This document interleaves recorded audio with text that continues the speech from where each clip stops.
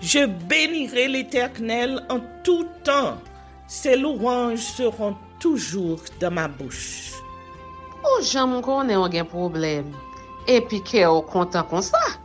Ah, m'pas caché, Dieu. Depuis que commence à lire Bible chaque jour, je senti charge problème moi yo sorti sous dôme. Si c'est comme ça, moi pour le couvrir acheter un Bible. Dégagez au marché.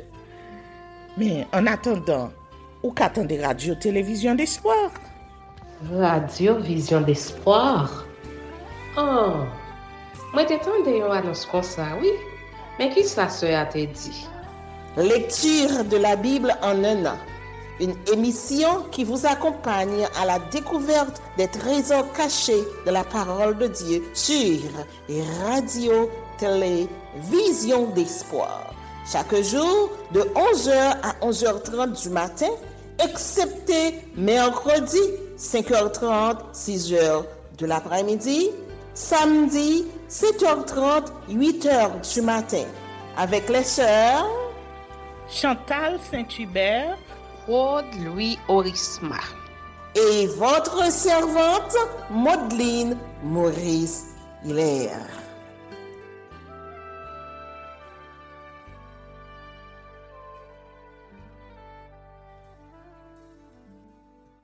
Saint-Esprit de Dieu, fais-nous la grâce de jouir de ta présence durant cette lecture qui enseigne, convainc, corrige, instruit et qui sauve. Au nom de Jésus. Amen.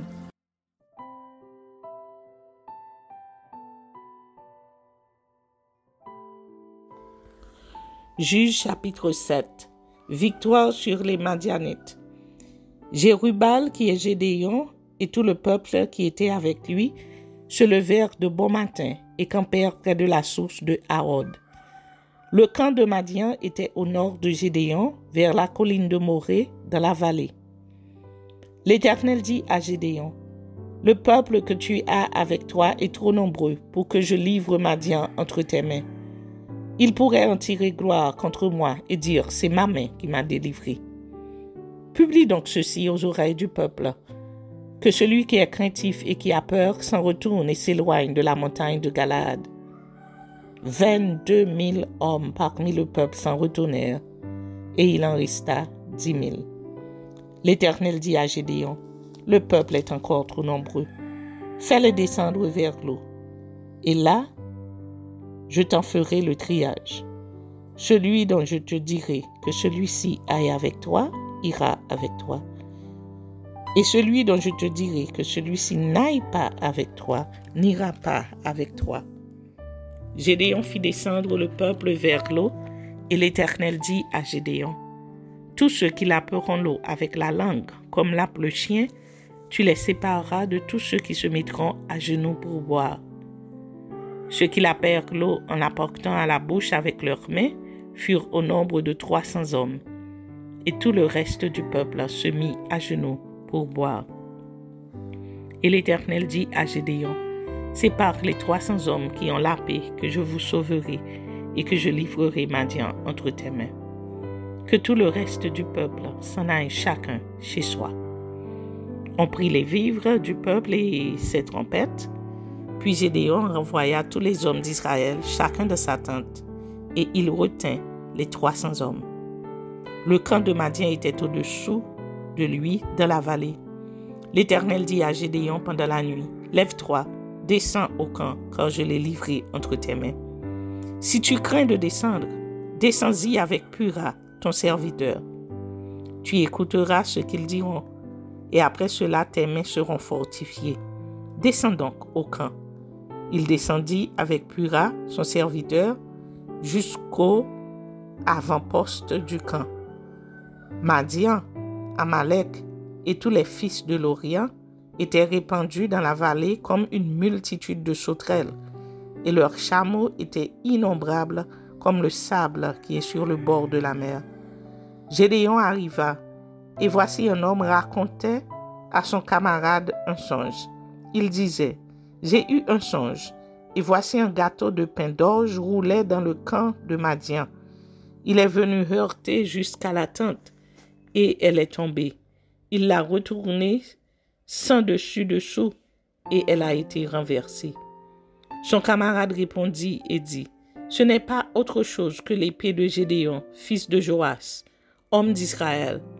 Dieu a livré entre ses mains Madian et tout le camp. » Lorsque Gédéon eut entendu le récit du songe et son explication, il se prosterna, revint au camp d'Israël et dit, « Levez-vous, car l'Éternel a livré entre vos mains le camp de Madian. » Il divisa en 3 corps les 300 hommes, et il leur remit à tous des trompettes et des couches vides, avec des flambeaux dans les couches.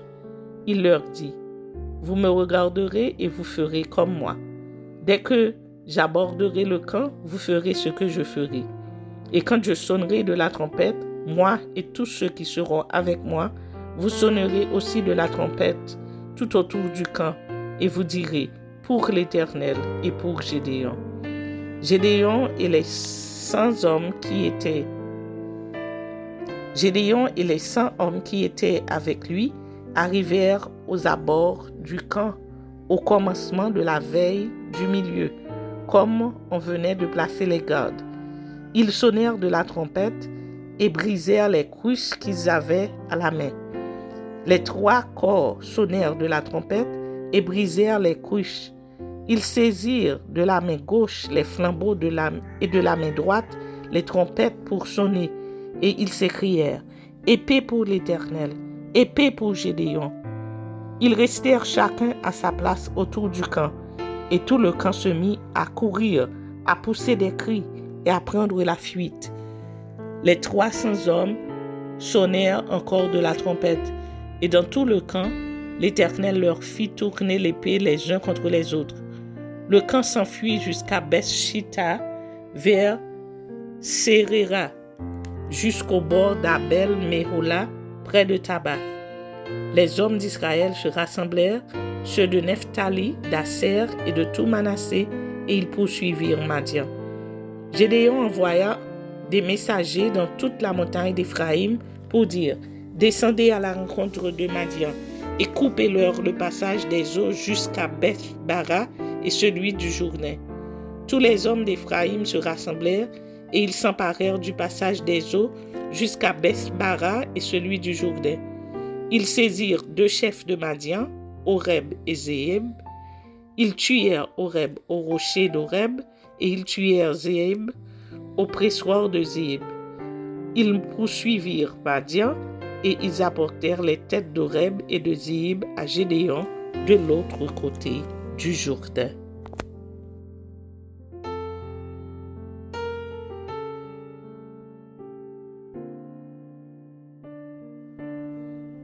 Juges chapitre 8. Les hommes d'Éphraïm dirent à Gédéon, « Que signifie cette manière d'agir envers nous? Pourquoi ne pas nous avoir appelés quand tu es allé combattre Madian? » Et ils eurent avec lui une violente querelle. Gédéon leur répondit, « Qu'ai-je fait en comparaison de vous? Le grappillage d'Éphraïm ne vaut-il pas mieux que la vendange d'Abiezer? C'est entre vos mains que Dieu a livré les chefs de Madian, Oreb et Zéeb.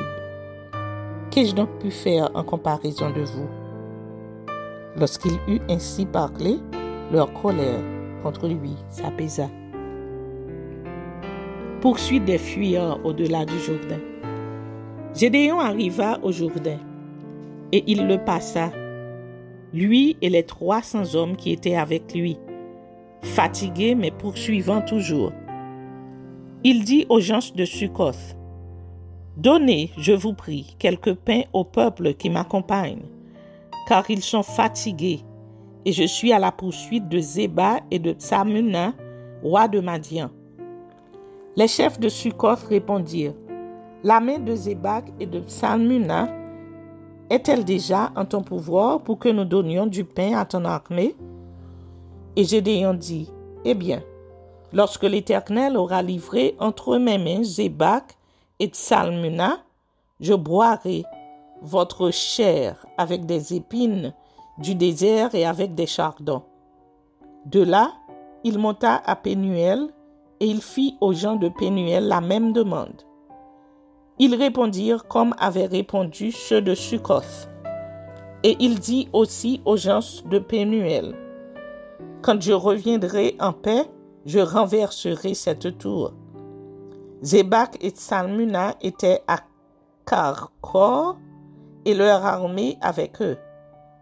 Environ 15 000 hommes, tous ceux qui étaient restés de l'armée entière des fils de l'Orient.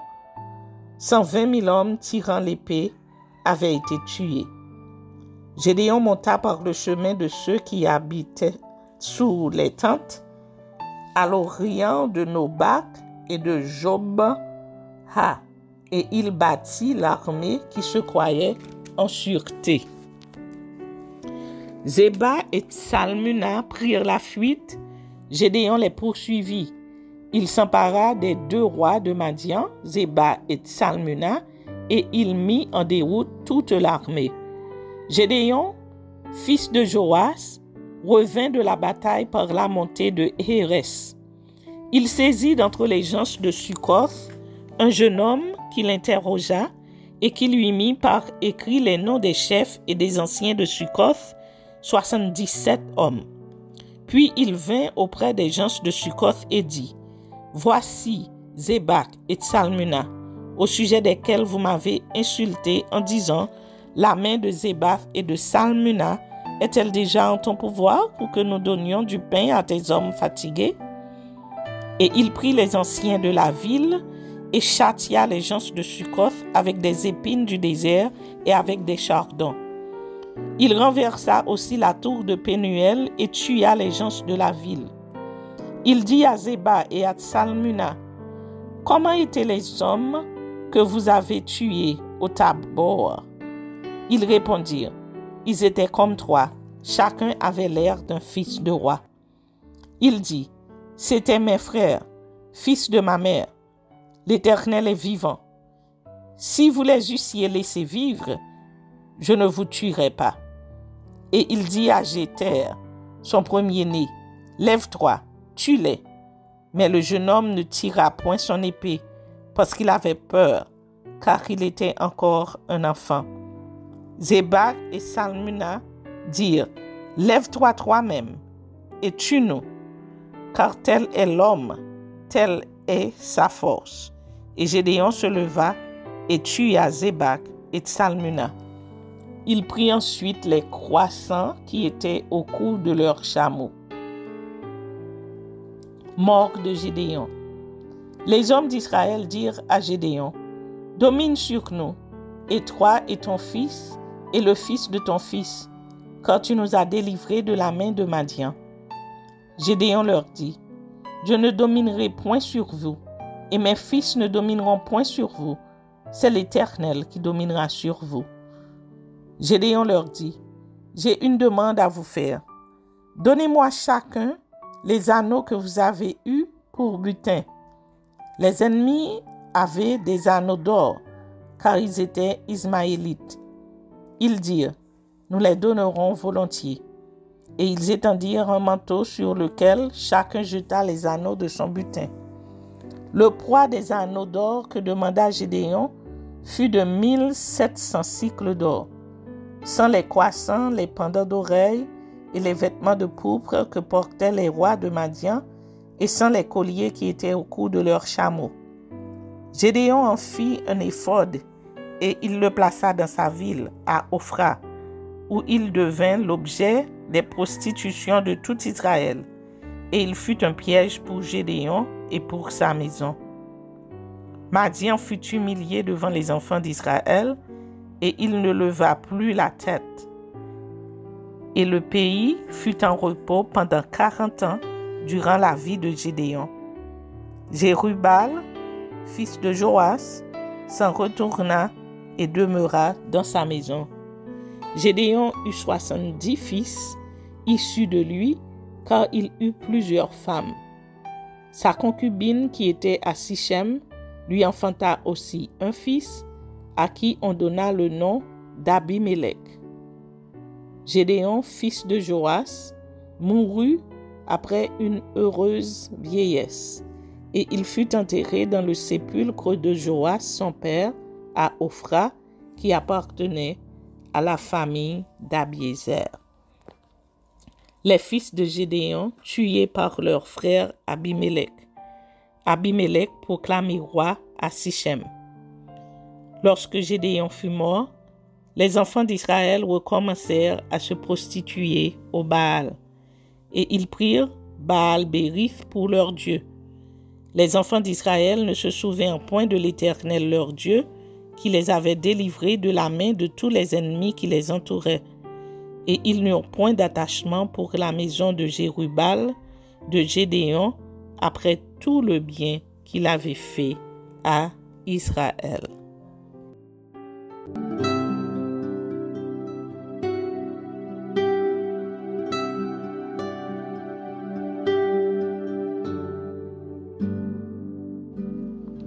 L'Éternel seul est Dieu. Ésaïe chapitre 44. Écoute maintenant, ô Jacob, mon serviteur, ô Israël, que j'ai choisi. Ainsi parle l'Éternel qui t'a fait et qui t'a formé dès ta naissance.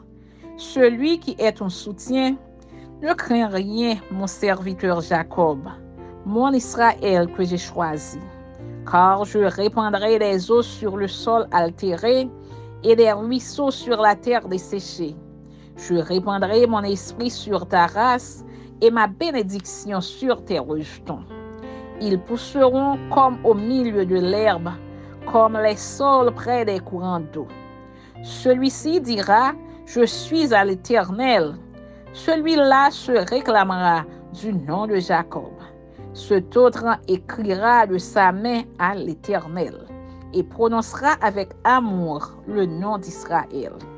Ainsi parle l'Éternel, roi d'Israël et son Rédempteur, l'Éternel des armées. Je suis le premier et je suis le dernier. Et hors moi, il n'y a point de Dieu. Qui a comme moi fait des prédictions, qu'il le déclare et me le prouve, depuis que j'ai fondé le peuple ancien, qu'ils annoncent l'avenir et ce qui doit arriver. N'ayez pas peur et ne tremblez pas. Ne te l'ai-je pas dès longtemps annoncé et déclaré? Vous êtes mes témoins. Y a-t-il un autre Dieu que moi? Il n'y a pas d'autre rocher, je n'en connais point. Les fabricateurs d'idoles. Ceux qui fabriquent des idoles ne sont tous que vanité, et leurs plus belles œuvres ne servent à rien. Elles le témoignent elles-mêmes. Elles n'ont ni la vue ni l'intelligence, afin qu'ils soient dans la confusion. Qui est-ce qui fabrique un dieu ou font une idole pour n'en retirer aucune utilité? Voici, tous ceux qui y travaillent seront confondus. Et les ouvriers ne sont que des hommes, qu'ils se réunissent tous, qu'ils se présentent. Et tous ensemble, ils seront tremblants et couverts de honte. Le forgeron fait une hache, il travaille avec le charbon, et il la façonne à coups de marteau. Il la forge d'un bras vigoureux, mais a-t-il faim? Le voilà sans force. Ne boit-il pas d'eau? Le voilà épuisé. Le charpentier étend le cordeau, fait un tracé au crayon, façonne le bois avec un couteau et marque ses dimensions avec le compas. Et il produit une figure d'homme, une belle forme humaine pour qu'elle habite dans une maison. Il se coupe des cèdres, il prend des rouvres et des chênes et fait un choix parmi les arbres de la forêt. Il plante des pins et la pluie les fait croître. Ces arbres servent à l'homme pour brûler. Il en prend et il se chauffe. Il y met aussi le feu pour cuire du pain. Et il en fait également un Dieu qu'il adore. Il en fait une idole devant laquelle il se prosterne. Il brûle au feu la moitié de son bois. Avec cette moitié, il cuit de la viande. Il apprête un rôti et se rassasie. Il se chauffe aussi et dit, ah, ah, je me chauffe, je vois la flamme. Et avec le reste, il fait un Dieu son idole. Il se prosterne devant elle, il l'adore, il l'invoque et s'écrie, sauve-moi, car tu es mon Dieu. Ils n'ont ni intelligence ni entendement, car on leur a fermé les yeux pour qu'ils ne voient point, et le cœur pour qu'ils ne comprennent point. Il ne rentre pas en lui-même, et il n'a ni l'intelligence ni le bon sens de dire, j'en ai brûlé une moitié au feu, j'ai cuit du pain sur les charbons, j'ai rôti de la viande et je l'ai mangé. Et avec le reste, je ferai une abomination. Je me prosternerai devant un morceau de bois, il se repaît de cendres, son cœur a busé l'égard, et il ne sauvera point son âme, et ne dira point, n'est-ce pas du mensonge que j'ai dans ma main? Mission de Cyrus. Souviens-toi de ces choses, ô Jacob. Ô Israël, car tu es mon serviteur, je t'ai formé. Tu es mon serviteur. Israël, je ne t'oublierai pas. J'efface tes transgressions comme un nuage et tes péchés comme une nuée. Reviens à moi, car je t'ai racheté. Cieux, réjouissez-vous, car l'Éternel a agi. Profondeur de la terre, retentissez d'allégresse. Montagne, éclatez en cris de joie. Vous aussi, forêt, avec tous vos arbres. Car l'Éternel a racheté Jacob, il a manifesté sa gloire en Israël. Ainsi parle l'Éternel, ton Rédempteur, celui qui t'a formé dès ta naissance. Moi, l'Éternel, j'ai fait toutes choses. Seul j'ai déployé les cieux. Seul j'ai étendu la terre. J'ai anéanti les signes des prophètes de mensonges et je proclame insensés les devins. Je fais reculer les sages et je tourne leur science en folie. Je confirme la parole de mon serviteur et j'accomplis ce que prédisent mes envoyés. Je dis de Jérusalem, elle sera habitée, et des villes de Juda, elles seront rebâties, et je relèverai leurs ruines. Je dis à l'abîme, dessèche-toi, je tarirai tes fleuves. Je dis de Cyrus, il est mon berger, et il accomplira toute ma volonté. Il dira de Jérusalem, qu'elle soit rebâtie, et du temple, qu'il soit fondé. Amen.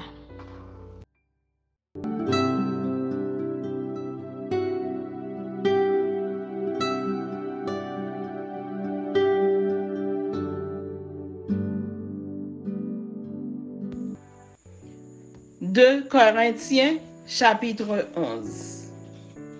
Oh, si vous pouviez supporter de ma part un peu de folie, mais vous me supportez, car je suis jaloux de vous d'une jalousie de Dieu, parce que je vous ai fiancé à un seul époux pour vous présenter à Christ comme une vierge pure.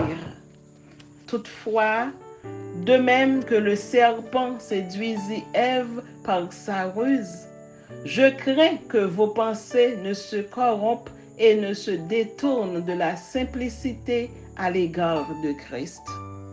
Car si quelqu'un vient vous prêcher un autre Jésus que celui que nous avons prêché, ou si vous recevez un autre esprit que celui que vous avez reçu, ou un autre évangile que celui que vous avez embrassé, vous le supportez fort bien.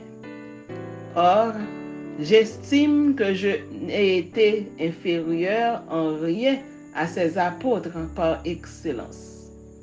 Si je suis un ignorant sous le rapport du langage, je ne le suis point sous celui de la connaissance, et nous l'avons montré parmi vous à tous égards et en toutes choses.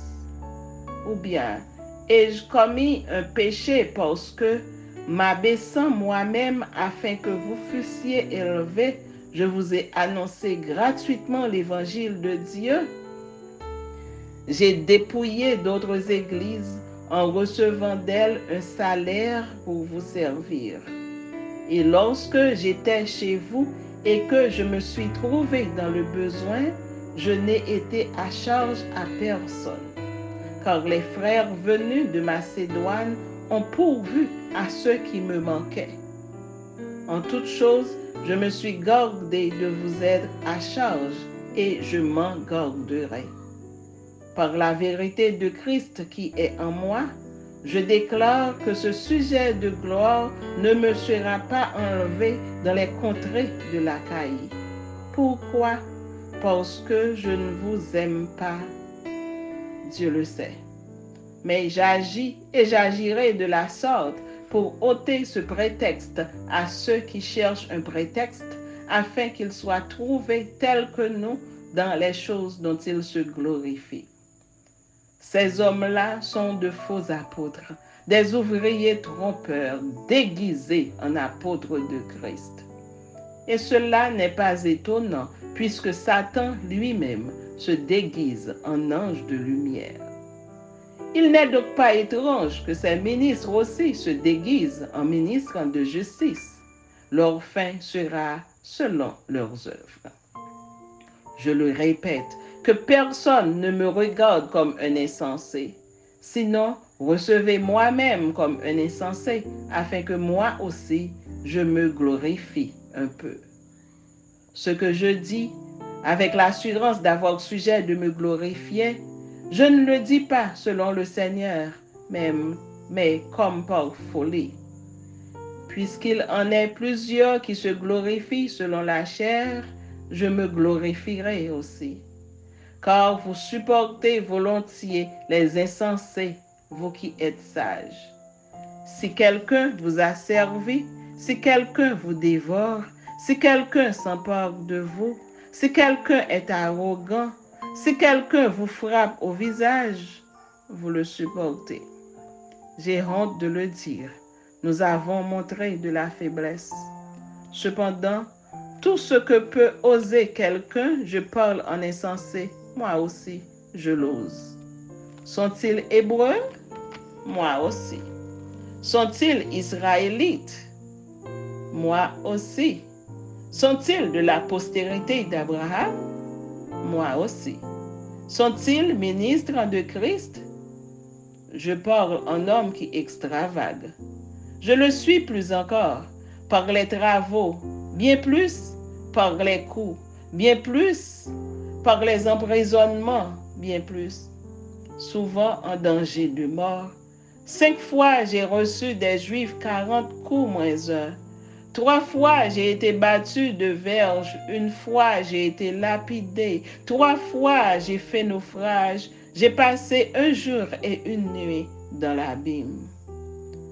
Fréquemment en voyage, j'ai été en péril sur les fleuves, en péril de la part des brigands, en péril de la part de ceux de ma nation, en péril de la part des païens, en péril dans les villes, en péril dans les déserts, en péril sur la mer, en péril parmi les faux frères.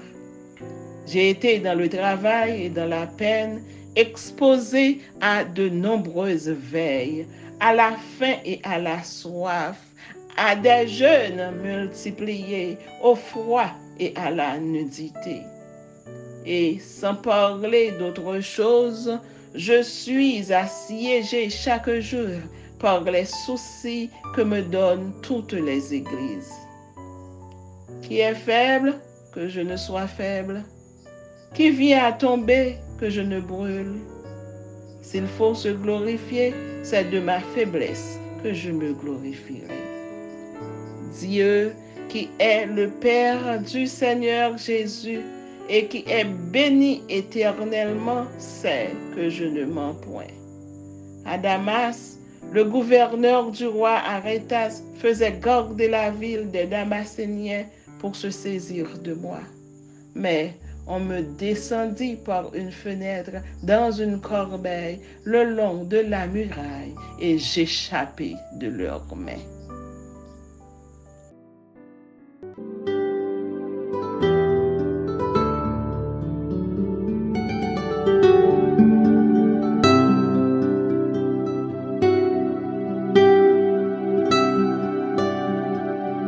Merci Seigneur de nous donner le discernement dans la lecture de ta parole, que nous y prêtions attention afin d'appliquer notre cœur à la sagesse. Amen. Que celui qui a des oreilles pour entendre, entende, et que celui qui lit fasse attention.